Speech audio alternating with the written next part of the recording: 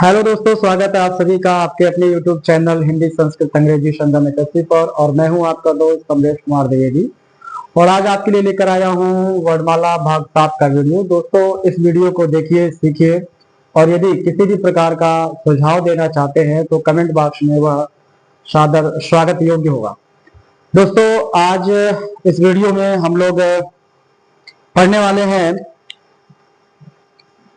अंतस्थ व्यंजन और ऊष्म व्यंजन। आज के जो टॉपिक्स हैं, आज जो हम लोगों को पढ़ने हैं वो है अंतस्थ व्यंजन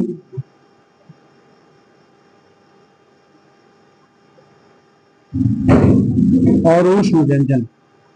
इन दो व्यंजनों को आज हम लोग पढ़ने वाले हैं, क्योंकि अंतस्थ के पहले जो व्यंजन आता है वो स्पर्श व्यंजन है। और स्पर्श व्यंजन को हम लोग लास्ट वाले वीडियो में पढ़ चुके हैं, यानी कि वीडियो 6 में हम लोग पढ़ चुके हैं। उस स्पर्श का हल्का सा मैं आपको रिवीजन कर देता हूं। अगर आप वीडियो 6 देखे हैं तो आपको सब पता है जो मैं पढ़ाया हूं, और अगर आप वीडियो 6 नहीं देखे हैं तो बहुत ही अच्छी वीडियो बनी है वो स्पर्श व्यंजन के लिए। स्पर्श व्यंजन का मैंने वहां पे बहुत ही अच्छा एक्सप्लेनेशन किया है, बहुत अच्छा मैं वहां पे समझाया हुआ हूँ। आप कृपया वीडियो 6 पे विजिट कीजिए और उसे देखिए, बहुत ही अच्छी जानकारी मैं उसमें दिया हुआ हूँ। फिर भी मैं थोड़ा सा आज उसको रिवीजन कर देता हूँ, बस ज्यादा नहीं, 2 मिनट। स्पर्श व्यंजन, स्पर्श व्यंजन का दूसरा नाम है दोस्तों वर्गीय व्यंजन, और स्पर्श व्यंजन का एक और नाम है उदित व्यंजन। ठीक है।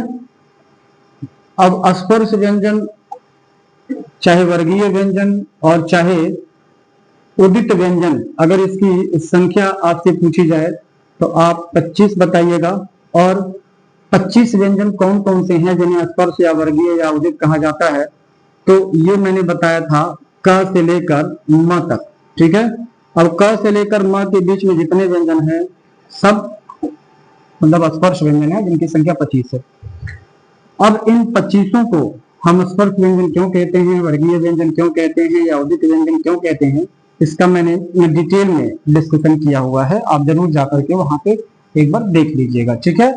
आज हम लोग पढ़ने वाले हैं अंतस्थ व्यंजन। अंतस्थ की वर्तनी मैं आपको बता चुका हूं, इसकी शुद्ध वर्तनी क्या है और क्यों है, ये आप वीडियो 6 में देखिएगा। अंतस्थ व्यंजन, देखिए दोस्तों, हम लोग ना रटते हैं, और मैं भी चाहूं तो आपको रटा सकता हूं कि यारा लेवा को अंतस्थ व्यंजन कहते हैं, बस इतनी सी बात।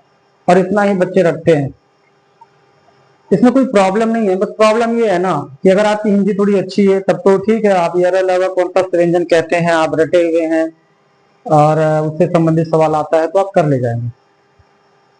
लेकिन आप ठीक ठाक स्टूडेंट नहीं है, थोड़ी प्रॉब्लम है आपको, बहुत सारे बच्चों को हिंदी में प्रॉब्लम रहती है, तो ऐसे बच्चे कृपया ना रटा करें, खाली मत रटिए, रटिए लेकिन समझ के रटिए।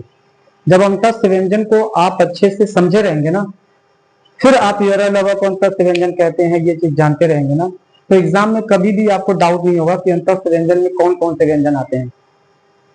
अगर हम खाली रटे रहते हैं तो एग्जामिनेशन हॉल में हम अगर मान लीजिए अंतस्थ व्यंजन से सवाल पूछा हुआ तो सोचने लगते हैं यार कौन कौन सा व्यंजन अंतस्थ व्यंजन था।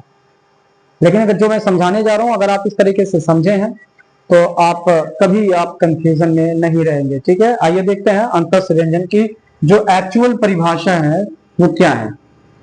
ठीक है। हम लोग बस ये रखते हैं कि यारा लेवा को अंतस्थ व्यंजन कहते हैं, नहीं, इसकी जो एक्चुअल परिभाषा है, इसकी जो एक्चुअल डेफिनेशन है वो क्या है, मैं आपको बताता हूं। देखिए, जो अंतस्थ शब्द है ना, इसको तोड़ दीजिए, आपको एक्चुअल डेफिनेशन समझ में आ जाएगा। अंतस्थ शब्द अंतधन अस्त से बना है। अंतस्थ शब्द का संधि विच्छेद होगा अंतः धन अस्त। इन दो शब्दों के संधि से अंतस्थ शब्द बनता है। ठीक है। अब अंतस्थ का मतलब अगर आपको पता हो और अस्त का मतलब पता हो, और दोनों का मतलब यानी कि दोनों का अर्थ अगर आप जोड़ देंगे तो वही किसका मतलब हो जाएगा भैया, वही अंतस्थ का मतलब हो जाएगा। क्यों? जैसे अगर आपसे किसी ने पूछा कि भाई रमेश का अर्थ बताओ, आपसे किसी ने पूछ दिया कि रमेश का अर्थ, या एग्जाम में आपसे पूछ दिया रमेश किसका पर्यायवाची है, अब आप कभी पढ़े हैं, कभी रटे हैं, तब तो आपके सोचने से आएगा ना कि रमेश किसका पर्यायवाची है। आप जीवन में कभी रमेश किसका पर्यायवाची है पढ़े ही नहीं, और आप एग्जामिनेशन हॉल में बैठ के सोच रहे हैं रमेश किसका पर्यायवाची है। सोचने से नहीं आएगा, जब आप पढ़े रहेंगे तब तो सोचने से आएगा, आप पढ़े नहीं है। कहेंगे सर आप कहने का, मैं ये कहना चाहता हूं कि मान लीजिए अगर आप रमेश किसका पर्यायवाची है आप ये नहीं पढ़े, ध्यान दीजिएगा मैं अंतस्थ पे ही हूं, आप ये मत सोचिएगा सर समझा रहे थे अंतस्थ पहुंच गए रमेश पे, नहीं, मैं अंतस्थ पे हूं, ठीक है, रमेश के जरिए मैं अंतस्थ को समझा रहा हूं। तो मान लीजिए आप जीवन में कभी नहीं पढ़े कि रमेश किसका पर्यायवाची है, एग्जामिनेशन हॉल में पहली बार आपको ये शब्द दिख रहा है, ये क्वेश्चन दिख रहा है कि रमेश किसका पर्यायवाची है, तो कोई बात नहीं, आप जीवन में कभी नहीं पढ़े फिर भी आप आंसर कर सकते हैं यदि आपकी ग्रामर अच्छी है, यदि आपका संधि विच्छेद अच्छा है। तो अगर आपका संधि विच्छेद अच्छा होगा तो रमेश में कौन सी संधि भैया जरा बताइए, बताइए ना कौन सी संधि, यस गुण संधि। और संधि विच्छेद क्या होगा, रमा धन ईस, इसका मतलब इन दो शब्दों के संधि से ये बना है। तो अगर इन दो शब्दों के संधि से ये बना है तो इन दो शब्दों के अर्थ को जोड़ देंगे तो वो रमेश का पर्यायवाची हो जाएगा, ठीक है ना। तो चलिए रमा का मतलब जानते हैं क्या होता है, रमा, मेरे पढ़ाने का तरीका यही है, देखिए ना हम पढ़ा रहे हैं अंतस्थ, और अंतस्थ से संबंधित तथ्य तो आपके सही ही होंगे, साथ ही साथ अगर रमेश पूछ दिया या रमा पूछ दिया किसका पर्यायवाची है, क्योंकि आपके पाठ्यक्रम में पर्यायवाची भी है, ठीक है। तो इसके लिए आप अलग से रट्टा मारेंगे वो तो अलग बात है, पढ़ते समय जितना आपसे बनता है सब समेटते रहिए, ठीक है। तो मान लीजिए आपसे एग्जाम में पूछ दिया रमा किसका पर्यायवाची है, ठीक है, रमेश मान लीजिए नहीं पूछा है कभी, लेकिन रमा पूछा है, रमा इंपॉर्टेंट, पति कहिए, स्वामी कहिए, मालिक कहिए, भगवान कहिए, ईश्वर कहिए, ये सब ईश के पर्यायवाची हैं। तो रमा का मतलब होता है लक्ष्मी, ईश का मतलब होता है पति। तो अगर रमा और ईश के जोड़ने से रमेश बना है तो इन दोनों के अर्थ को जोड़ने से इसका अर्थ हो जाएगा। तो लक्ष्मी धनपति माने लक्ष्मीपति, और लक्ष्मीपति किसको कहते हैं, लक्ष्मीपति किसको कहते हैं, लक्ष्मी जी का पति कौन है, विष्णु जी। लक्ष्मी जी का पति कौन है भैया, विष्णु जी। कौन है, विष्णु जी। लक्ष्मी जी का पति कौन है, विष्णु जी। इसका मतलब रमेश किसका पर्यायवाची हो गया, विष्णु जी का। ऐसे पर्यायवाची देखिए तैयार हो गया, तैयार नहीं हो गया। आपको अगर संधि विच्छेद आता है और आपको हल्की फुल्की शब्दार्थ की नॉलेज है तो आप रमेश का पर्यायवाची बता लेंगे। अब देखिए मैं फिर से कह रहा हूँ, पढ़ा रहा था अंतस्थ, लेकिन आपका 1 नंबर 2 नंबर का मैंने सवाल तैयार करवा दिया, ये टेक्निक होता है पढ़ने का। अब आ जाइए इसी सिस्टम पे हम अंतस्थ का मतलब जानते हैं। अंतः का मतलब होता है मध्य में, अंतः माने मध्य में। मान लीजिए आपसे सवाल पूछ दिया अंतः किसका पर्यायवाची है या अंतः का अर्थ क्या होता है, तो अंतः माने मध्य में, यानी कि मिडिल में। और अस्त माने होता है स्थित, अस्त माने स्थित। मैं अंतस्थ का एक्चुअल डेफिनेशन बता रहा हूं, आप रखते हैं ना यार लवा को अंतस्थ व्यंजन कहते हैं, ये शॉर्टकट है, ये आधा अधूरा है। एग्जैक्ट डेफिनेशन इसका यही है, वही अंतः माने होता है मध्य में या बीच में, है ना, मध्य में या बीच में। और अस्त माने क्या होता है, स्थित। तो अंतस्थ व्यंजन किसे कहेंगे, ऐसे व्यंजन जो बीच में स्थित हो। फिर से सुनिए, ऐसे व्यंजन जो बीच में स्थित हो। यहां से देख लीजिए, ऐसे व्यंजन जो अंतः माने बीच में और अस्त माने स्थित हो, उन्हें अंतस्थ व्यंजन कहते हैं। अब प्रश्न उठता है किसके बीच में, किसके बीच में। तो अगर आपको वर्णमाला याद हो, अगर आपको अ से अज्ञा तक याद हो, तो आप जानते होंगे कि अ से लेकर सॉरी क से लेकर म तक होता है, और फिर य र ल व होता है। क से लेकर म तक, और म के बाद य, फिर र, फिर ल, फिर व, याद है ना। और य र ल व के बाद क्या होता है भैया, य र ल व के बाद श, स, स, ह, पता है ना। अब आप पढ़ चुके हैं वीडियो 6 में कि क से लेके म तक के वर्णों को हम क्या कहते हैं भैया, स्पर्श व्यंजन। क्या कहते हैं, स्पर्श व्यंजन, ठीक। क से लेके म तक को क्या कहते हैं, स्पर्श व्यंजन। और आगे आप पढ़ेंगे कि स, स, स, ह को क्या कहते हैं, ऊष्म व्यंजन। अभी इसी वीडियो में आप पढ़ेंगे। तो आप बताइए, ये जो य र ल व है, ये स्पर्श और ऊष्म के बीच में स्थित है कि नहीं, है ना। स्पर्श और ऊष्म के बीच में स्थित होने के नाते, स्पर्श और ऊष्म के अंतःस्थ होने के नाते इसे अंतस्थ व्यंजन कहते हैं। तो परिभाषा जो इसका सही है वो ये है कि ऐसे व्यंजन जो स्पर्श व्यंजन और ऊष्म व्यंजन के अंतःस्थ होते हैं, ऐसे व्यंजन जो स्पर्श व्यंजन और ऊष्म व्यंजन के बीच स्थित होते हैं उन्हें अंतस्थ व्यंजन कहते हैं। अगर आपको ये परिभाषा पता है तो आप उस प्रश्न का आंसर कर लेंगे। किस प्रश्न का? आपसे प्रश्न पूछेगा, ध्यान से देखिएगा, आपसे प्रश्न पूछेगा कि अंतस्थ व्यंजन स्थित होते हैं, ये सवाल आपसे पूछ देगा। तो आपको ऑप्शन दे देगा स्वर व व्यंजन के बीच, फिर दे देगा स्पर्श या स्पर्शी व ऊष्म के बीच, फिर आपको दे देगा ऊष्म व संयुक्त के बीच, और फिर दे देगा स्वर व अयोर्वाह के बीच। अब अगर आपसे ये प्रश्न पूछ देना तो बहुत सारे लड़के नहीं कर पाएंगे, 80% लड़के नहीं कर पाएंगे, 80%। क्यों? क्योंकि इस तरीके से पढ़ाई कोई करता ही नहीं है। जब भी अंतस्थ व्यंजन पढ़ना होगा बस इतना पढ़ते हैं कि यार अलावा को अंतस्थ व्यंजन कहते हैं। तो जब इतनी पढ़ाई करके गए हैं तो इस प्रकार के प्रश्नों का उत्तर आप नहीं दे पाएंगे। और ध्यान दीजिएगा, आजकल का जो कंपटीशन है ना, इतना टफ है कि उसमें से कम बच्चों का चयन करने के लिए इसी तरीके के अप्लाइड क्वेश्चन पूछे जा रहे हैं। वो रट्टा बेस्ड क्वेश्चन अब नहीं पूछा जा रहा है, इस तरीके के, समझ रहे हैं ना, इस तरीके के अप्लाइड क्वेश्चन पूछे जा रहे हैं जिसमें थोड़ा सा दिमाग लगाना हो। तो ऐसे क्वेश्चंस को वही कर पाएगा जो कॉन्सेप्चुअली पढ़ा होगा।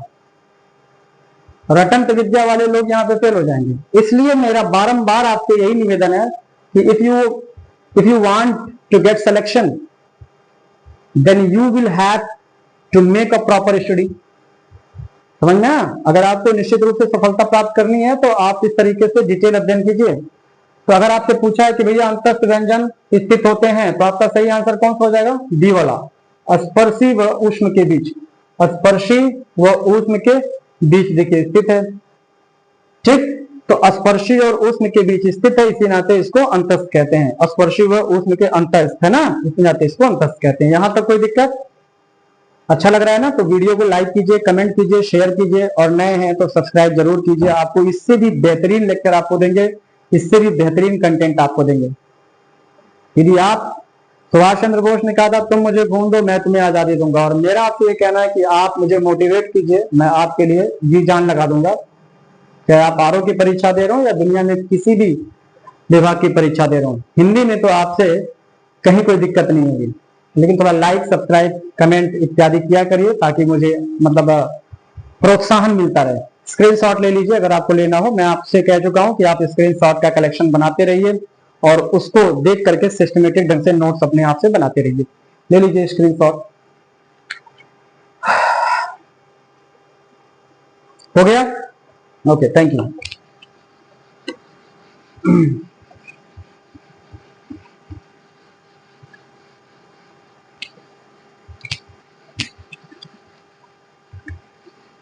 अब देखिए,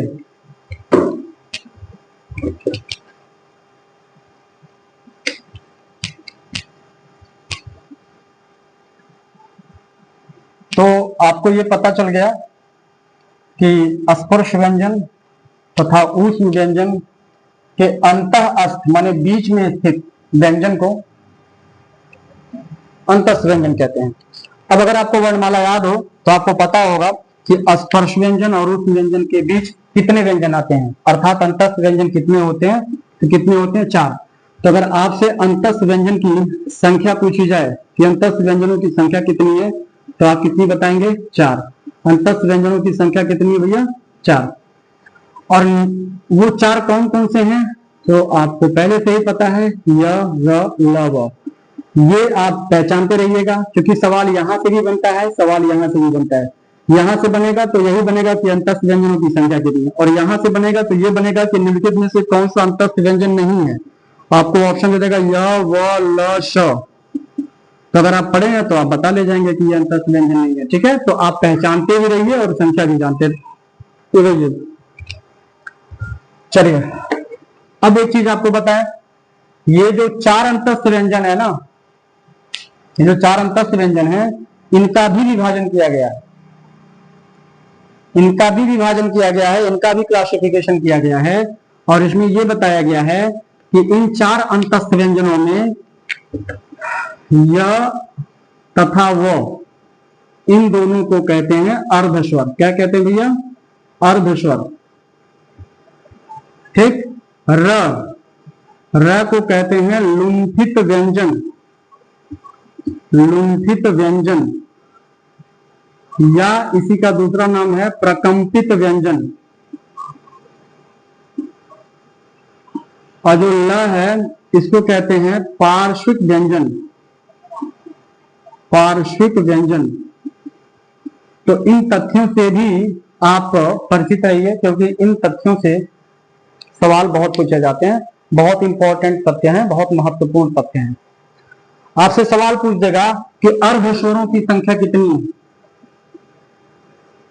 ठीक है, तो आपसे पूछेगा अर्धस्वरों की संख्या कितनी है, तो कितनी बताइएगा? 2। अर्धस्वरों की संख्या कितनी है? 2। अब इसमें थोड़ा सा आप सावधान रहिएगा, जो बहुत सारी किताबें हैं, बहुत सारी किताबें, उसमें अर्धस्वरों की संख्या, ध्यान से सुनिएगा, उसमें अर्धस्वरों की संख्या 4 दिया हुआ है। बहुत सारी किताबों में अर्धस्वरों की संख्या 4 दिया हुआ है, और बहुत सारी किताबों में अर्धस्वरों की संख्या 2 दिया हुआ है। तो अगर आप ये वाली किताब पढ़े हैं, ये वाली, तो आप अर्धस्वरों की संख्या 4 है यही रटे रहेंगे।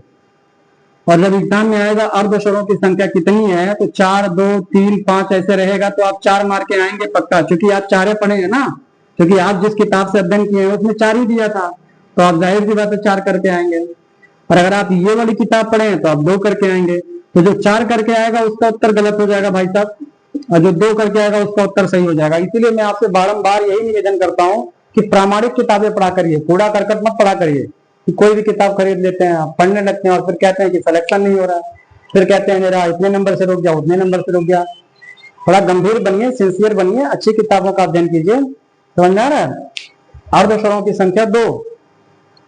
अब आप कहेंगे सर 4 क्यों नहीं है? आप 4 को ऐसे कैसे गलत कह सकते हैं? आप उन किताबों को ऐसे कैसे गलत कह सकते हैं इतने गारंटी से, इतने कॉन्फिडेंस से? हाँ मैं कह रहा हूं ना, क्योंकि मेरे पास लॉजिक है यार। देखो इधर देखो, जरा ध्यान से समझना, फिर कभी कंफ्यूजन नहीं होगा कि 4 सही करें कि 2 करें। अक्सर बच्चे मैसेज करते हैं सर एक किताब में तो अर्धस्वरों की संख्या 4 लिखा हुआ है,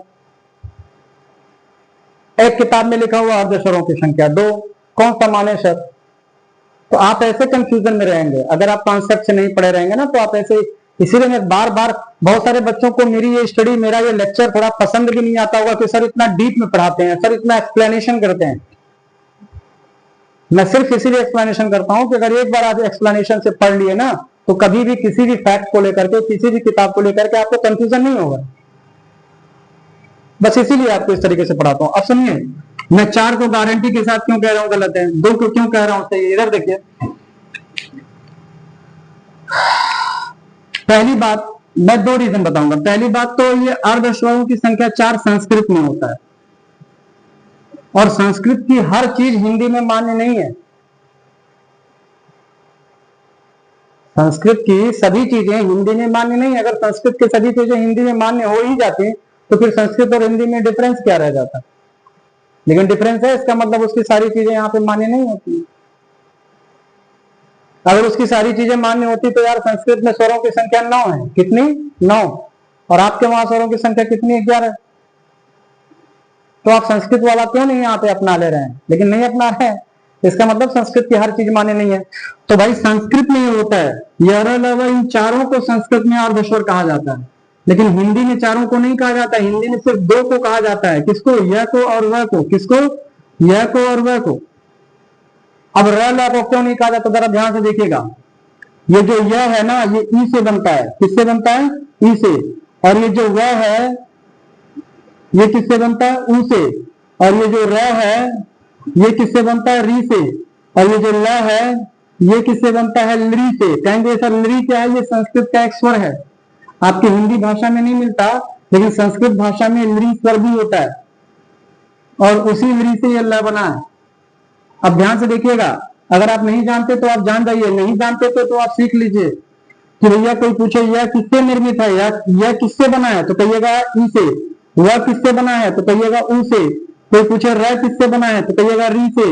और कोई पूछे ल किससे बना है, तो कहिए लरी से। ये चीज कोई बताता नहीं है, किसी भी टीचर से आप पढ़ के देख लीजिए। जो मैं बता रहा हूं ना, ये कोई नहीं बताता है, इसीलिए मैं इतने कॉन्फिडेंस में रहता हूं और इतने जज्बे में रहता हूं, इतने दावे के साथ पढ़ाता हूं। एक बार आप पूरा वीडियो, पूरा पाठ्यक्रम हमसे पढ़ करके तो देखिए, पूर्ण विश्वास के साथ। नहीं होगा सिलेक्शन तो बताइएगा, हिंदी की वजह से तो गड़बड़ाएगा नहीं, गारंटी है। अब ये चीज कोई नहीं बताता आपको, पहली बार आप मेरे मुंह से सुन रहे होंगे, और या तो अगर आप हमसे ऑफलाइन क्लास में पढ़े हैं तब भी आप जानते होंगे, अदरवाइज और कोई नहीं बताता है। ध्यान दीजिएगा इधर, ई से क्या बनता है? यह। ऊ से क्या बनता है? वह। री से क्या बनता है? र। और लरी से क्या बनता है? ल। अब एक बात बताइए, आपके हिंदी वर्णमाला में ई है? हाँ है। आपके हिंदी वर्णमाला में ऊ है? हाँ है। आपके हिंदी वर्णमाला में ली है? नहीं है। है नहीं है। और आपके हिंदी वर्णमाला में री है, लेकिन थोड़ा सा इसमें समस्या है। समस्या क्या है कि भैया उच्चारण के आधार पर इसे स्वर नहीं माना जाता हिंदी में, तभी तो उच्चारण के आधार पर स्वरों की संख्या 10 मानी गई है। तो ये 50-50 में है, इसीलिए इसको भी ना मान के चलिए। और वैसे भी आप हिंदी किताबों में ही पढ़ते हैं कि री शुद्ध रूप से संस्कृत का स्वर है, इसीलिए री से अगर कोई शब्द निर्मित है तो वो तत्सम होता है। तब वो तत्सम में जब आपको पढ़ाएंगे तो एक नियम लिखवाएंगे कि री से अगर कोई शब्द बना है तो वो शब्द हमेशा तत्सम होगा। समझ में आ रहा है? तो क्यों ऐसा है? क्योंकि री शुद्ध रूप में संस्कृत का स्वर है, तो हिंदी का नहीं है। कहेंगे सर लेकिन हिंदी में तो लिखा रहता है। फिर वही बात, भाई हिंदी में लिखा रहता है, लेकिन जैसे अ आपका पूर्णतया गिना जाता है, आ गिना जाता है, छोटी बड़ी छोटा बड़ा वो सब गिना जाता है, लेकिन री में वो डाउट रहता है। री को हम कहते हैं कि उच्चारण के आधार पर हिंदी में स्वर नहीं माना जाता, इसलिए उच्चारण के आधार पर हिंदी में स्वरों की संख्या 10 है। तो ऐसा इसमें है, इसलिए इसको भी आप पूर्णतः संस्कृत का मानिए। तो आप बताइए, कुल मिला करके ये जो बने हुए हैं अंतस्थ व्यंजन, ये जिनसे बने हुए हैं, इनमें से 2 संस्कृत का है, 2 ही हिंदी का है। तो अगर ई हिंदी का है तो इससे बना हुआ यह, और ऊ हिंदी का है तो उससे बना हुआ वह, सिर्फ यही दोनों वर्ग स्वर माना जाएगा। भाई जब हमारे वर्णमाला में लरी है ही नहीं है तो इससे बना हुआ यह कैसे माना जाएगा? और ये भी नहीं है, इससे कहेंगे सर ये अर्ध स्वर क्यों कहा जाता है? पहले ये बताइए भाई, जब ई से ये बना है, ई से बना नहीं, ई का ही ये रूप है। आप यण संधि पढ़े हैं हिंदी में? हिंदी में यण संधि पढ़े हैं ना? तो यण संधि का क्या नियम है कि अगर ई के बाद कोई भिन्न स्वर आए तो ई के स्थान पर यह हो जाता है, यही तो नियम है ना। ऊ के बाद भिन्न स्वर आए, अगर ऊ के बाद भिन्न स्वर आए तो ऊ के स्थान पर वह हो जाता है। बोलिए यही पढ़े हैं ना, यही तो यण संधि का नियम है।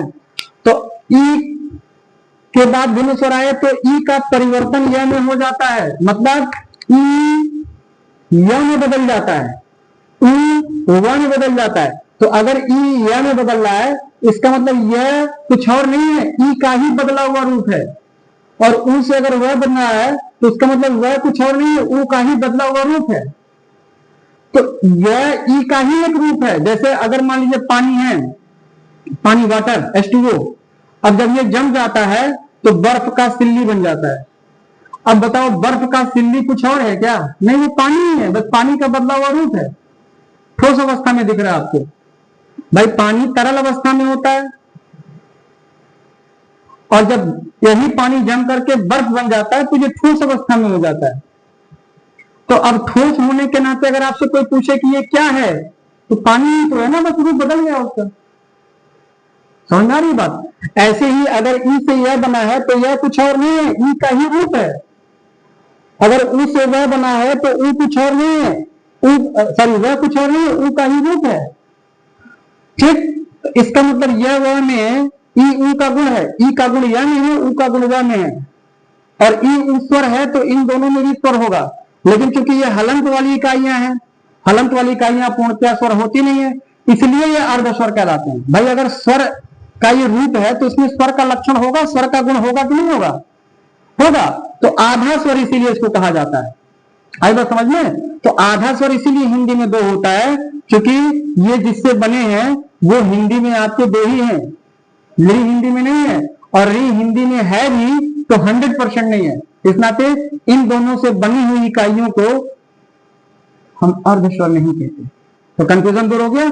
आज के बाद से ध्यान रखिएगा, अर्ध स्वरों की संख्या जब आपसे पूछी जाएगी तो उत्तर दो बताइएगा, और सवाल पूछेगा निम्नलिखित में से कौन सा अर्ध स्वर है, तो या तो यह वाले ऑप्शन को सही कीजिएगा या तो वह वाले ऑप्शन को सही कीजिएगा, इन दोनों के अलावा और कोई ऑप्शन सही नहीं होगा। ठीक, यहां तक कोई दिक्कत नहीं। कोई स्क्रीनशॉट वगैरह लेना हो तो ले लीजिए।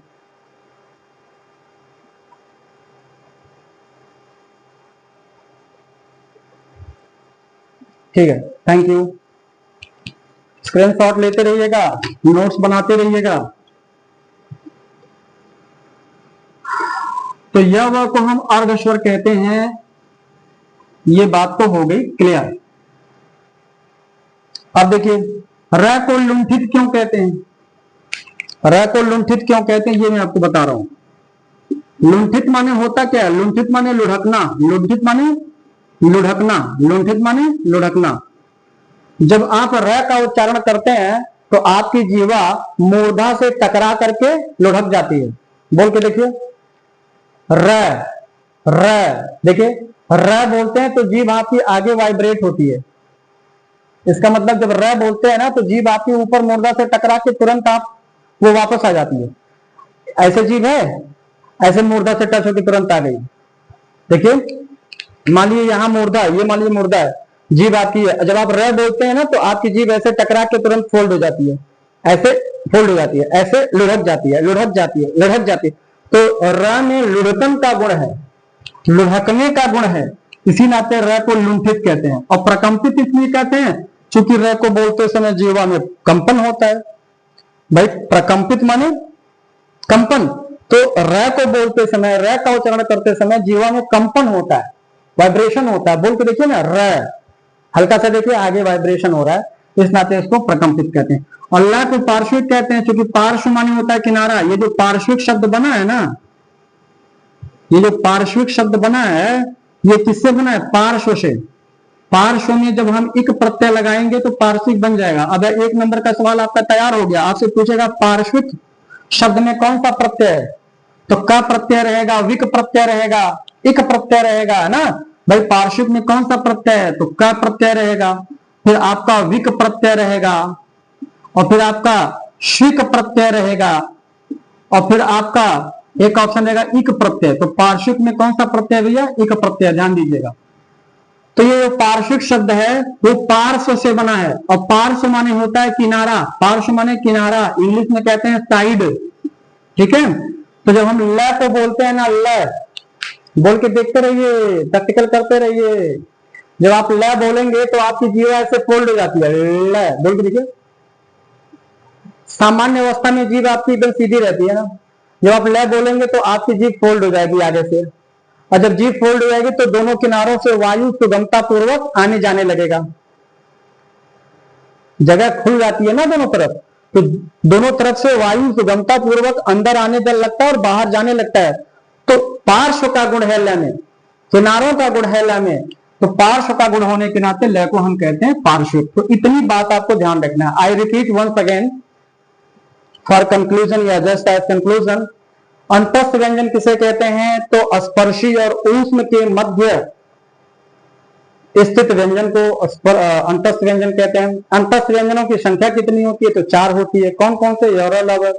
अब इन अंतस्थ व्यंजनों का 3 भागों में बंटवारा किया गया, अर्धस्वर, लुंठित और पार्श्विक। अर्धस्वरों की संख्या 2 है, य, व। लुंठित या प्रकंपित व्यंजनों की संख्या 1 है, र, और पार्श्विक व्यंजन की संख्या 1 है, ल। निम्नलिखित में से कौन सा पार्श्विक व्यंजन है? तो आपका उत्तर क्या हो जाएगा? ल। यहां तक कोई दिक्कत नहीं? पक्का? आप इसका स्क्रीनशॉट ले लीजिए और आप नोट्स बना लीजिएगा। और अगर किसी भी प्रकार का डाउट अब भी शेष है तो कमेंट बॉक्स में लिख करके मुझे मैसेज कीजिएगा, मैं उसको अगले वीडियो में उसका निराकरण कर दूंगा। ठीक है, ले लीजिए स्क्रीनशॉट। चलिए ठीक है, थैंक यू। तो इस तरीके से हमारा अंतस्थ व्यंजन कंप्लीट हुआ। अब कुछ भी शेष नहीं है, मैं इतना डिटेल में पढ़ा दिया ना इसको कि अब कुछ बचा ही नहीं।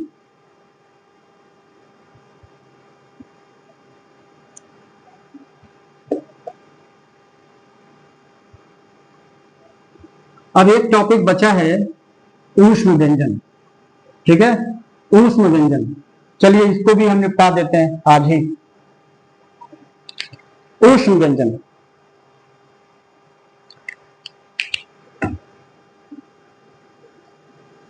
देखिए ऊष्म व्यंजन किसे कहते हैं भैया, और इनकी संख्या कितनी होती है?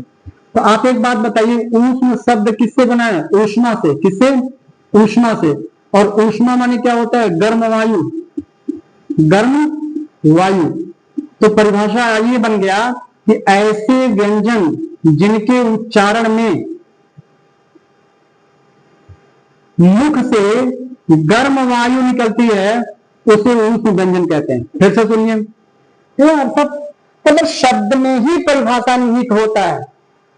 शब्द देखते ही आपको परिभाषा समझ में आ जानी चाहिए। और आप रटते हैं, किताब धर के रटते हैं कि जिनको बोलते समय मुख से ऊष्मा निकले, वो अरे क्या है यार, किताब क्यों किताब रखते हैं? शब्द को ही देखिए ना, शब्द को ध्यान से देखेंगे, वो शब्द खुद ही चिल्ला चिल्ला के कहेगा इसकी परिभाषा यही है, हमारी परिभाषा यही है। तो देखिए, ऐसे व्यंजन जिनका उच्चारण करते समय हमारी मुख से ऊष्मा यानी कि गर्म वायु निकलती है, उसे ऊष्म व्यंजन कहते हैं। फिर से सुनिए, ऐसे व्यंजन जिनका उच्चारण करते समय मुख से गर्म वायु निकले, मुख से ऊष्मा निकले, उसे ऊष्म व्यंजन कहते हैं। अब व्यंजन 33 है टोटल। अब उन 33 में 25 तो स्पर्श हो गया, 4 अंतस्थ हो गया, तो 25 4 कितना हो गया? 29। अब जो 4 बचा वही ऊष्म होगा। या आप ऐसे समझ लीजिए कि भाई 33 व्यंजनों को बारी बारी से बोल के देख लीजिए, जिनको बोलते समय मुख से गर्म वायु निकलेगा वही ऊष्म व्यंजन हो जाएगा, है ना। आप अपनी हथेली को ऐसे मुख के पास लगाइए, लगाइए मुख के पास, और क ख ख सब बोलते जाइए। जब आप श श स ह बोलेंगे ना तो मुख से हथेली पर गर्म वायु निकलेगी, टकराएगी। बोल के देखिए, श स स ह। देखिए साफ साफ गर्म वायु निकल रहा है, साफ साफ ऊष्मा निकल रहा है। तो चूंकि श स स ह इनको बोलते समय ऊष्मा निकल रही है, कुछ ना तो श स स ह, इन्हीं को हम ऊष्म व्यंजन कहेंगे। अर्थात अगर आपसे पूछता है कि ऊष्म व्यंजनों की संख्या कितनी है तो आप बताइएगा 4। माने अंतस्थ की भी संख्या 4 है और ऊष्म की भी संख्या 4 है। और वो चारों कौन कौन से हैं? तो एक श ये है, एक स ये है, एक स ये है और एक स ये है। कृपया इसे बड़ा सा, चरौआ सा, छोटा सा ऐसे मत पढ़िएगा। ये पठन, ये उच्चारण छोटे बच्चों के लिए है। आप इसको क्या कहेंगे? तालव्य श। क्या बोलेंगे जी? तालव्य श। इसको बोलेंगे तालव्य श, इसको बोलेंगे मूर्धन्य स, और इसको बोलेंगे दंत से। ठीक है, आप बड़े हैं, आप बड़े हैं, आपसे बड़का सा, फिर चिरौआ सा, छोटका सा, ये शोभा नहीं देता आपके मुंह से। ये छोटे बच्चों के लिए, कक्षा 1-2 वालों के लिए। आपसे कोई पूछता है ये कौन सा है तो आप कहना तालव्य श। ये क्या है? आप कहना मूर्धन्य श। ये क्या है? तो आप कहना दंत स। ठीक है, और ये है, क्योंकि ये तालु से निकलता है इसलिए तालव्य श, ये मूर्धा से निकलता है इसलिए मूर्धन्य श, ये दंत से निकलता है इसलिए दंत श। इसके और इसके उच्चारण में फर्क है। इसको जब हम उच्चारण करते हैं, इसको जब हम बोलते हैं तो थोड़ा सॉफ्ट बोलते हैं, श श श, एक सीटी विशल टाइप की आवाज आनी चाहिए, श। और जब इसको बोलते हैं तो हम थोड़ा कठोर बोलते हैं, प श प। फर्क देखिए उच्चारण में, श श स श। सीटी टाइप की अगर कुछ साउंड आ रही है तो वो ये है श, और सीटी नहीं बज रही है, हल्की साउंड सीटी की नहीं आ रही है तो ये है स। तो फिलहाल ये आपके ऊष्म व्यंजन है। ठीक है। अब ऊष्म व्यंजन का ही दूसरा नाम क्या है भैया? संघर्षी व्यंजन। ऊष्म व्यंजन का ही दूसरा नाम क्या है? संघर्षी व्यंजन। तो अगर आपसे पूछा जाए कि ऊष्म व्यंजन का दूसरा नाम क्या है या ऊष्म व्यंजन को अन्य किस नाम से जाना जाता है, तो संघर्षी व्यंजन। आ गई बात समझ में? तो अगर ऊष्म व्यंजन संघर्षी व्यंजन दोनों एक ही है, तो अगर संघर्षी व्यंजन की संख्या पूछेगा तो भी आंसर कितना हो जाएगा? 4। निम्न में से कौन सा संघर्षी व्यंजन है? तब भी इसमें से जो ऑप्शन में रहेगा वही सही होगा। अब कहेंगे सर संघर्षी व्यंजन क्यों कहते हैं? क्योंकि जब हम इन चारों का उच्चारण करते हैं, ध्यान से सुनिएगा, क्योंकि जब हम इन चारों का उच्चारण करते हैं तो वायु स्वर तंत्रियों से टकराती है। किससे? स्वर तंत्रियों से टकराती है। स्वर तंत्रियां, इन दोनों से आप परिचित हैं ना? वीडियो 6 में मैंने आपको बहुत अच्छे से समझाया था। एयर और वोकल कार्ड्स,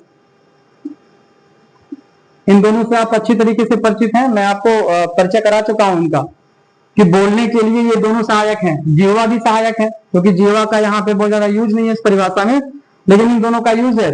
तो भाई वायु और स्वरतंत्री है ना, जब आप वायु अंदर लेते हैं, कंठ में स्वरतंत्री है, वायु अंदर गई, स्वरतंत्री से टकराई, और उसी समय जब आप बोलते हैं श स ह, तो वायु जो है ना स्वरतंत्रियों से टकरा करके स्वरतंत्रियां वाइब्रेट होने लगती हैं, स्वरतंत्रियों का आपस में रगड़ होने लगता है, स्वरतंत्रियों का आपस में घर्षण होता है, और उसी घर्षण के परिणाम स्वरूप मुख से गर्म वायु निकलती है। भाई वायु अंदर आया तो फिर वायु बाहर भी तो निकलता है ना। तो वायु अंदर आया, उसी समय आप श बोल रहे हैं, मतलब चारों एक साथ जरूरी नहीं है, तो ये भी बोलेंगे चारों में से ना। तो वायु अंदर आया, उसी समय आप श बोलते हैं। जब वायु अंदर आता है और आप श बोलते हैं, तो वो वायु थोड़ा सा स्कैटर्ड हो जाता है, बिखर जाता है, और स्वरतंत्रियों से आपस में, स्वरतंत्रियों का आपस में घर्षण कराने लगता है। जैसे जैसे झूमर है ना, झूमर जो शादी उदी में टंगा रहता है टेंट टेंट के नीचे, झूमर देखे है ना। तुम्हारी ये झूमर लटका हुआ है, टेंट के नीचे झूमर लटका है, और खूब तेज हवा चल दे तो वो झूमर आपस में क्या होता है? टकराने लगता है, टकराता है ना, तब आपस में लड़ने लगते हैं। ऐसे ही हमारी स्वरतंत्रियां हैं, पतली पतली पतली पतली पतली पतली, ऐसे ऐसे ऐसे ऐसे स्वरतंत्रियां, ऐसे पतली पतली स्वरतंत्रियां होती हैं। ये वीडियो 6 में आपको बहुत अच्छे से समझाया हूं। तो जब वायु अंदर आता है और उसी समय आप श बोल देते हैं, तो वायु फैल जाता है, और जब वायु फैल जाता है तो स्वरतंत्रियां आपस में रगड़ाने लगती हैं, घर्षण होने लगता है, और इसी घर्षण के परिणाम स्वरूप जब वापस वायु जाता है ना, मुख से निकलता है, तो वो गर्म वायु निकलता है। तो क्योंकि श श स ह को बोलते समय स्वरतंत्रियों में घर्षण होता है, इसी नाते श स स ह को हम संघर्षी व्यंजन कहते हैं। ठीक, तो ऊष्म व्यंजन संघर्षी व्यंजन 4 हैं, श स स ह इनके नाम हैं। यहां तक कोई डाउट हो तो बताइए। इनके अलावा संघर्षी या ऊष्म में कोई और तथ्य नहीं है। ठीक है, अब कोई डाउट है तो आप कमेंट बॉक्स में लिखकर मुझे बताइएगा, मैं उसको वीडियो 8 में, ये तो वीडियो 7 है, मैं वीडियो 8 में उसको डिस्कस कर लूंगा। ठीक है, इसको इरेज करते हैं, ले लीजिए स्क्रीनशॉट।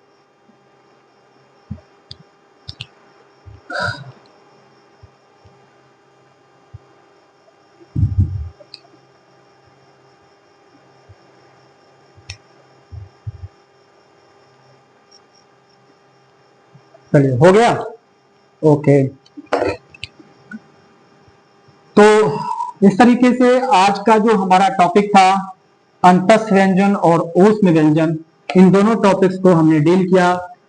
अभी भी कोई अगर डाउट शेष है तो उसको कमेंट बॉक्स में लिख करके मुझे बताइएगा। बस एक लास्ट टॉपिक जो इससे रिलेटेड तो नहीं है, बट फिर भी थोड़ा सा हम आपको बताना चाहेंगे। एक नोट लिखिएगा, जब आप नोट्स बनाइएगा ना तो एक नोट लिखिएगा। अभी आपने पढ़ा संघर्षी, अभी आपने क्या पढ़ा? संघर्षी। तो संघर्षी व्यंजन कितने होते हैं भैया? 4। कौन कौन से? श, स, स और ह। ठीक है, ये तो अभी अभी आपने पढ़ा। एक होता है स्पर्श संघर्षी। एक क्या होता है? स्पर्श संघर्षी। ध्यान से सुनिएगा, स्पर्श संघर्षी व्यंजन। अगर इसकी संख्या पूछता है तब भी उत्तर 4 करिएगा, लेकिन ये चारों ये नहीं है, ये चारों हैं च, छ, ज, झ। ये ध्यान दीजिएगा, इया मत आगे लपेट लीजिएगा कि च छ ज झ ही है, नहीं इया मत लपेटिएगा, बस ज तक। कहेंगे सर ये क्या है? अब बिल्कुल देखिए ना, नाम से ही पता चल रहा है कि ऐसे व्यंजन, ध्यान से सुनिए, ऐसे व्यंजन जो स्पर्श भी हो और संघर्षी भी हो। फिर से सुनिए, ऐसे व्यंजन जो स्पर्श भी हो और संघर्षी भी हो, मतलब ऐसे व्यंजन जिनको बोलते समय जिह्वा उच्चारण स्थानों को या मुख्य आंतरिक भागों को स्पर्श भी करे और वायु से स्वरतंत्रियों में घर्षण भी हो। फिर से सुनिए, ऐसे व्यंजन जो स्पर्श व्यंजन भी हो, माने क से म के बीच में भी हो, माने जिनको बोलते समय जिह्वा मुख्य आंतरिक भागों को स्पर्श भी करे और संघर्षी भी हो, मतलब वायु का स्वरतंत्रियों में घर्षण भी हो, मतलब मुख से गर्म वायु भी निकले, मतलब ऐसे व्यंजन जिनमें दोनों का लक्षण हो, स्पर्शी का भी लक्षण हो और संघर्षी का भी लक्षण हो, उसे हम स्पर्श संघर्षी कहेंगे। और ये छह छह जय जय हैं। अब देखिए कैसे, तो आ गया समझ में ना भाई। संघर्षी पूछेगा तो श स स, स्पर्श संघर्षी पूछेगा तो छ छ ज झ। दोनों में अंतर समझ में आया? संघर्षी वो है जिनका उच्चारण करते समय वायु द्वारा स्वरतंत्रियों में घर्षण हो, ठीक है। और स्पर्श संघर्षी वो है जो स्पर्शी भी हो और संघर्षी भी हो, माने क से म के बीच का भी हो और उसका उच्चारण करते समय श स स ह की तरह वायु का स्वरतंत्रियों में घर्षण हो। तो ऐसा कौन है? तो छ छ ज झ। मैंने प्रैक्टिकल करके बता दिया कि जैसे श स स ह में वायु गर्म निकलती है, वैसे छ छ ज झ में भी वायु गर्म निकलती है। प्रैक्टिकल के लिए आप अपनी हथेली को मुख के पास ले जाइए और छ छ ज झ को बोलिए, देखिए च छ ज झ, ठीक वैसे ही गर्म वायु निकल रही जैसे में, इसलिए तो आप दोनों से सतर्क रहिएगा। अगर आप सतर्क नहीं रहेंगे तो आप गलत करके चले जाएंगे। जैसे आपसे प्रश्न पूछ दिया कि निम्नलिखित में से, आपसे प्रश्न पूछ दियागा कि निम्नलिखित में से कौन सा स्पर्श संघर्षी व्यंजन है? स्पर्श संघर्षी व्यंजन है। निम्नलिखित में से कौन सा स्पर्श संघर्षी व्यंजन है? ऐसे सवाल पूछ देगा और ऑप्शन में दे देगा च, श, स और डी वाला ऑप्शन दे देगा बी और सी दोनों। अब देखिए ज्यादातर लड़के, मान के चलिए 80% लड़के ये वाला फैक्ट नहीं पढ़े होते। ये वाला फैक्ट तो हर कोई पढ़ता है, मान के चलिए 99% लड़के ये वाला फैक्ट पढ़े होते हैं। जो बहुत लापरवाह है वही बस नहीं पढ़ा होगा, समझ में आ रहा है? जो बहुत लापरवाह है वही बस ये नहीं, बाकी 99% ये वाला फैक्ट, तो ये वाला फैक्ट तो हर कोई जानता है, यानी कि इससे अगर सवाल आएगा तो हर कोई कर ले जाएगा, ये इतना पॉपुलर फैक्ट है। लेकिन ये वाला जो है ना, ये 20% लोग पढ़े रहते हैं, 80% नहीं पढ़े रहते। 80% लोग नहीं जानते, 20% लोग जानते हैं। और याद रखिएगा, जिस फैक्ट को कम लोग जानते हैं, अगर उस फैक्ट से सवाल पूछता है तो वही सवाल सिलेक्शन और फेल्योर के बीच का डिफरेंस होता है, वही रेखा होता है। उसी को जो कर लिया उसका एक नंबर बढ़ेगा। बाकी नॉर्मल तो हर कोई कर लेगा यार। स्पर्शिक से सवाल पूछेगा, अंतस्थ से सवाल पूछेगा, संघर्षी से सवाल पूछेगा, तो केवल आप थोड़ी करेंगे, ये तो हर कोई करेगा। तो ये मेरिट डिसाइड नहीं करता। मेरिट हमेशा ऐसे फैक्ट डिसाइड करते हैं जिसको कम लड़के पढ़ते हैं, जिसको लैबोरियस लड़के पढ़ते हैं, जिसको संघर्षशील लड़के पढ़ते हैं। तो आप भी संघर्षशील बनिए, आप भी लैबोरियस बनिए, आप भीड़ की चाल मत चलिए। समझ में आ रहा है? भीड़ से थोड़ा हट के रहिए। जो सब पढ़ते हैं वो तो आप पढ़िए, और जो सब नहीं पढ़ते हैं उसे भी आप पढ़िए, तब आप जरूर सेलेक्ट हो जाएंगे, कोई नहीं रोक पाएगा, आप मेरिट में टॉप पे आएंगे। तो अगर आप इसको पढ़े हैं तब तो आप ए वाला ऑप्शन सही करके आ जाएंगे और आपका 1 नंबर हो गया। लेकिन अगर आप इसको नहीं पढ़े हैं तो आप इसको जल्दीबाजी में संघर्षी पढ़ ले। भाई कई बार तो हम ना क्वेश्चन को जल्दीबाजी में कुछ और समझ लेते हैं। लिखा है स्पर्श संघर्षी, मैंने पूछ रहा स्पर्श संघर्षी, और जल्दीबाजी में हम इतना रहते हैं कि उसको हम संघर्षी पढ़ लेते हैं। और जब संघर्षी पढ़ लेंगे तो आपको संघर्षी बी में, संघर्षी सी में भी है, बी में भी संघर्षी है, सी में भी संघर्षी है, तो डी में लिखा है बी और सी दोनों, तो आप यही वाला करके चले आएंगे। मेरी बात समझ में आ रहा है ना? जब आप उसको संघर्षी पढ़ के आएंगे एग्जाम में, जल्दीबाजी में हो सकता है कि आप जल्दीबाजी में संघर्षी पढ़ लिए, तो आप जानेंगे कि भैया अच्छा है तो संघर्षी है नहीं, अब ये भी संघर्षी है, ये भी संघर्षी, माने बी सही है, सी भी सही है, तो बी और सी दोनों से ये डी वाला ऑप्शन करके चले आएंगे और आप खुश रहेंगे। और जैसे एग्जामिनेशन हॉल से बाहर आए, पेपर देखे और आपका दिमाग एकदम रिलैक्स मोड में जब उसको देखेगा, तब आप कपारे फाड़ रखेंगे, अरे ये तो स्पर्श संघर्षी पूछा था, हम तो संघर्षी कर दिए, अब गलत हो गया। या अगर आप जल्दीबाजी में नहीं भी पढ़ रहे हैं एग्जामिनेशन हॉल में, आप आराम से भी पढ़ रहे हैं, लेकिन आपने ये फैक्ट कभी सुना ही नहीं है ना, हमने कहा ना केवल 20% लोग इसको पढ़ते हैं, तो अगर आप इसको नहीं भी पढ़े हैं तो भी आपको ये स्पर्श संघर्षी ही समझ में आएगा। आपको लगा ये संघर्षी पूछ रहा है, तब भी आप यही करके आएंगे। इसलिए मेरा बारंबार आपसे निवेदन है कि भीड़ से हटके रहिए। भीड़ जो पढ़े वो आप भी पढ़िए, भीड़ जो ना पढ़े उसे भी आप पढ़िए, तब आप ऐसे प्रश्नों को। अब देखिए आगे हम आपको वर्ड्स बताएंगे, हैं आगे आपको हम बहुत सारे ऐसे फैक्ट्स बताएंगे जो बहुत सारे लोग नहीं जानते हैं, और आपको हम जनवाएंगे। और जो बच्चे इस फैक्ट को जानते हैं ना, ऐसा मैं नहीं कर रहा हूँ आप पर जानेंगे, बहुत सारे लेबोरियस बच्चे हैं। मैं कहना क्या चाह रहा हूँ, मैं ये कहना चाह रहा हूँ कि थोड़ा अलग है, सब पढ़िए, कंपटीशन बड़ी तगड़ी है। और सिर्फ फैक्चुअल क्वेश्चन नहीं, सिर्फ तथ्यात्मक नहीं, कॉन्सेप्चुअल भी पढ़िए, ताकि फैक्चुअल आए तो भी करिए, कॉन्सेप्चुअल आए तो भी करिए, ठीक है। तो वीडियो अच्छी लग रही हो तो कृपया लाइक कीजिए, सब्सक्राइब कीजिए, अगर आप नए हैं तो कमेंट कीजिए। कमेंट करते हैं ना तो मुझे फीडबैक मिलता है, कुछ भी लिखिए, सर आप अच्छा पढ़ा रहे हैं, नहीं अच्छा पढ़ा रहे हैं, कुछ भी आप लिखा करिए यार, कुछ भी लिखेंगे मुझे अच्छा लगेगा।